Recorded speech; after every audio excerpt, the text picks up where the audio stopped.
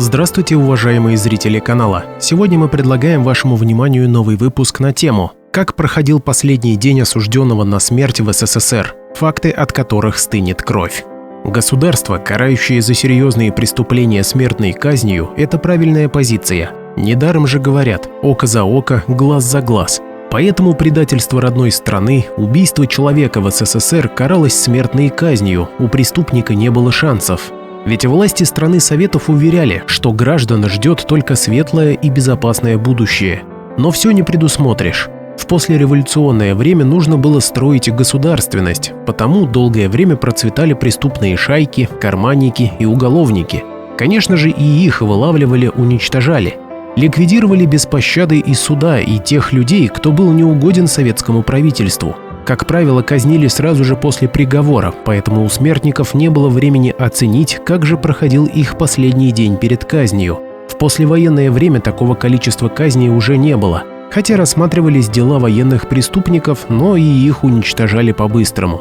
А вот в хрущевское и брежневское правление смертников стало меньше в разы, а приговоры исполнялись не сразу, порой проходили годы. По сей день то, как проводили свои последние дни смертники, засекречено. В народе ходят только догадки и частенько сочиняют мифы о содержании смертников, последних желаниях в день казни и прочему. Постараемся немного прояснить этот вопрос. Как же все-таки проходил последний день осужденного на смерть в советское время?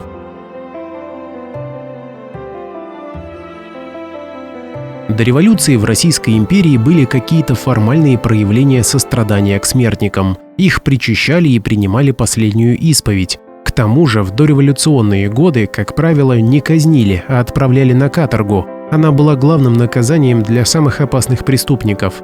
Чтобы туда попасть, нужно было совершить особо тяжкое деяние. Из каторги редко кому удавалось вернуться. Все равно, что смертная казнь. В момент вынесения приговора каторжанина вычеркивали из его прежнего мира. Он лишался всех прав, больше не относился ни к одному сословию, брак расторгали автоматически. Приговоренные были обречены доживать остаток дней где-нибудь в Сибири, так как им запрещалось возвращаться на родину после освобождения. Потом каторжников переводили в категорию ссыльнопоселенцев.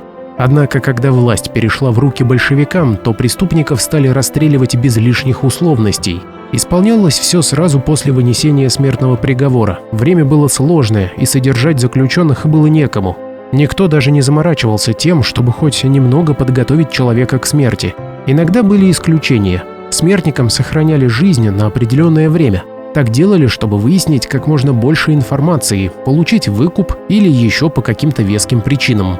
Как пример, смерть Николая II и его семьи. Большевики долго не могли решить, что с ними делать, и по некоторым данным расстреляли их только когда к Екатеринбургу приблизились белогвардейцы. По меньшей мере 10 лет, с 1930 по 1940, да и потом тоже, правительство СССР проводило репрессии. Так чекисты искали врагов народа и заводили на них расстрельные дела. Особенный разгар большого террора случился в 1938-39 годах. Уничтожали всех людей, кто подозревался в каких-то антисоветских проступках.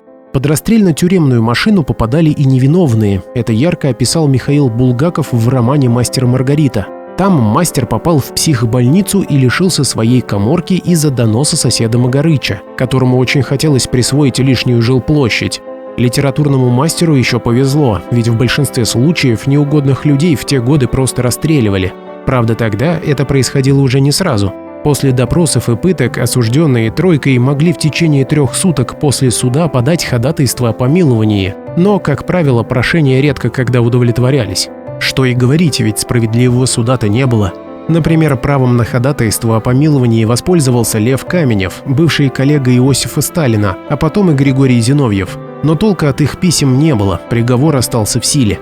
Уже через день после рассмотрения прошений Президиумом ЦИК СССР этих врагов народа безжалостно ликвидировали. Как проходил день осужденного в этих случаях? О времени расстрела им не сообщали. Часто к тому дню они успевали отсидеть достаточно долгое время – недели, месяцы, пока их раскручивали сотрудники ОГПУ, по крупицам собирая данные о соучастниках, да и вообще обо всех, с кем был знаком осужденный. За сотрудничество с милицией поблажек не было, в итоге они все равно шли на расстрел. Накануне исполнения приговора распорядок дня был обычным, но приходили в камеру фотографы, чтобы сфотографировать смертника. Эта практика началась с 1935 года, когда вышел приказ Наркомата внутренних дел СССР о том, чтобы накануне расстрела лицо приговоренного запечатлеть на фотопленку. Так решили делать после того, как появилась информация, что некоторые высокопоставленные узники с хорошими связями подкупали охранников, а на их место подставлялись другие люди. За военные годы в СССР политика вождя в отношении злостных преступников почти не изменилась. Хотя добавились новые статьи в Уголовный кодекс, в том числе и за измену родине в пользу немецких захватчиков, за военные преступления, совершенные в отношении однополчан или мирных граждан. Военным трибуналам предписывалось рассмотреть дела в течение суток после вручения им обвинительного заключения в отношении подозреваемого.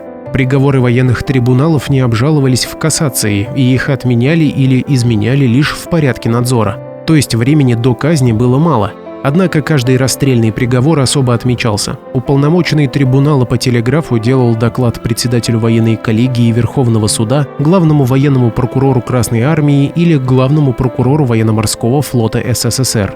Потом ждали 72 часа. Если не было ответной телеграммы, то приговор приводился в исполнение. По некоторым данным, за годы войны в отношении граждан СССР было вынесено 8000 расстрельных приговоров по самым разным статьям. В этих случаях заключенные знали, что умрут уже в ближайшее время. Многие ничего не ели, некоторые сходили с ума. Но со стороны исполнителей ничего не менялось. Тот же день, та же баланда, и только к ночи приговоренного выводили в поле и раздавался смертельный выстрел. А бывало и так, что расстреливали прямо на месте.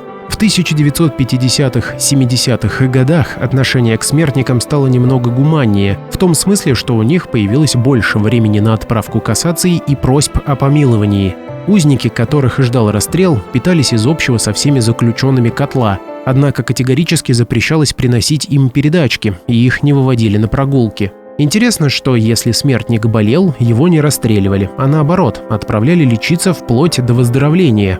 После медосмотров, если врачи решали, что заключенный здоров, ему снова назначали день исполнения приговора. Но об этом не говорили, чтобы опять не прикинулся больным. Смертники проводили свои последние дни в одиночных казематах. Лишь при наличии особого разрешения председателя Верховного суда к ним могли пустить родственников. Если заключенные просили, то им позволяли молиться. Правда, желающих обратиться к Богу было крайне мало. Ведь то поколение было воспитано в духе советского атеизма.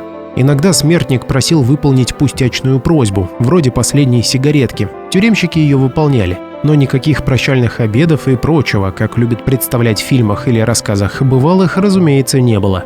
Согласно тюремной инструкции, тюремщики не имели права отдавать родным и близким смертника его личные вещи после исполнения наказания. Но тюремщики могли нарушить предписание, если родственники просили отдать, например, последнюю фотографию сына для матери.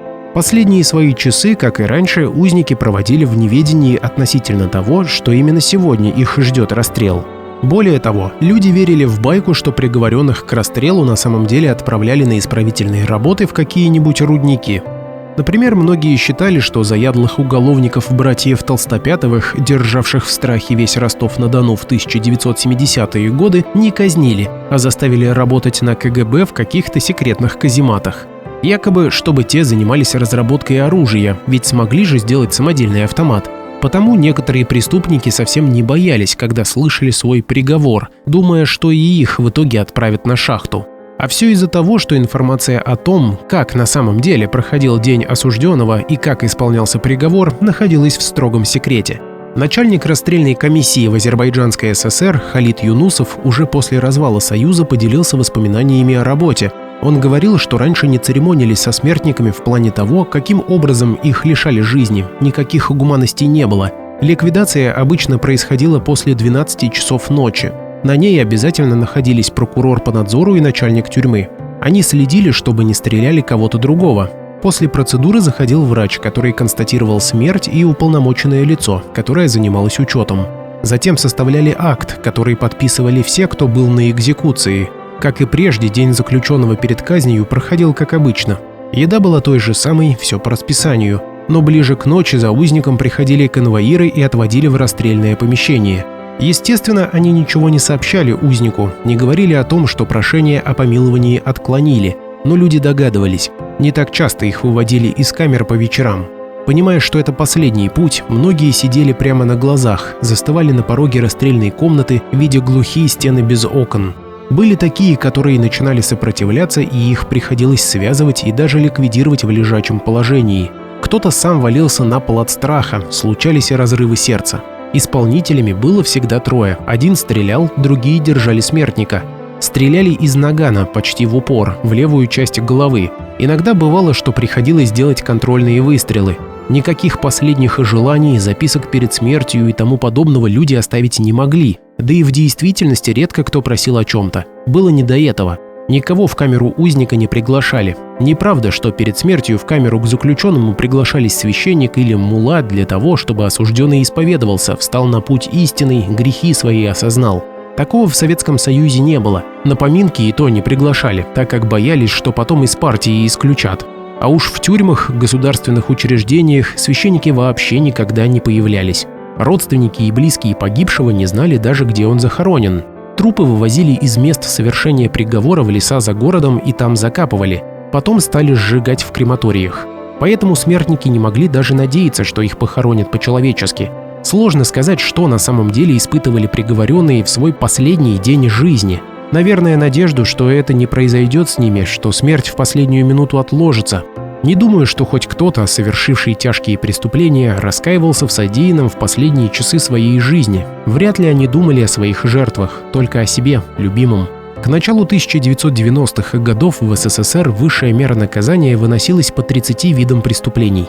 Когда Советский Союз распался, в России вопрос применения смертного приговора пересмотрели и оставили его только за 5 видов. А с 1996 года стал действовать мораторий на высшую меру. Однако из российского законодательства до сих пор не исключена возможность вынесения и исполнения расстрельных приговоров. А вдруг пригодится? Для того, чтобы посмотреть и узнать еще больше интересных фактов неизвестной истории России, подпишись на канал и поставь лайк. Мы постараемся донести до каждого зрителя настоящую неизвестную историю России.